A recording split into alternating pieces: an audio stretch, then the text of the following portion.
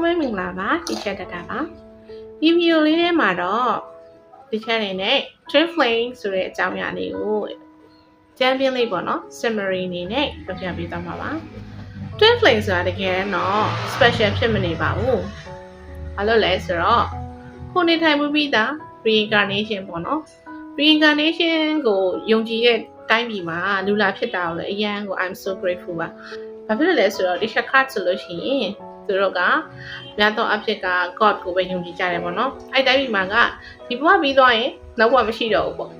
တခြား religion မှာဆိုလို့ရှိရင်လည်းပေါ့နော်ဒါ religion နဲ့ပြောမယ်ဆိုလို့ရှိရင်တော့ religion သဘောတရားရဆိုလူတစ်ယောက်ကသေပြီးသွားမှဒီခန္ဓာကိုယ်ကနောက်ဖို့တကိုယ်တည်းဝင်ပြီးမှလူဝင်စားတယ်ပေါ့ဒါပေမဲ့အဲ့လိုမဟုတ်ဘူးပေါ့နော်ဒီသိပ္ပံကြီးကြစဉ်းစားရမယ်တကယ်ကိုသိစိတ်တစ်ဆက်တည်းဖြစ်နေတယ် living incarnation ကြတော့အစမ်းပြရဖြစ်တာပေါ့နော်တဘာဝလုံးဖြစ်ရဖြစ်ပါတယ်ဒါကြောင့်ကိုနဲ့နေထိုင်ပြီး the past life used to ဖြစ်ပြီး the version တစ်ခုကိုပြန်တွေ့ရတဲ့အခါမှာ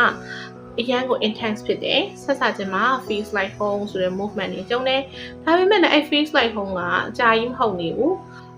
များသောအားဖြင့်3လကနေပေါ့နော်တစ်နှစ်အထိပဲပေါ့ပြီးတော့ရင်ဘုံကနေချက်ချင်းပေါ့နော်ပြောင်းလဲသွားတယ်အဲ့ဒါကတော့ internet ပေါ်မှာ separation နေပါညာပေါ့နော်တကယ်တမ်းတော့ separation ဆိုတာက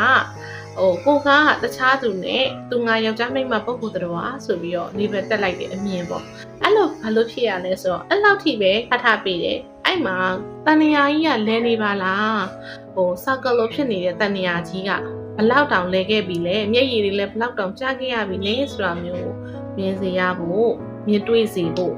realize ဖြစ်စေဖို့ပေါ့နော်ဒီဂျာနီကိုရောက်ရတာပါ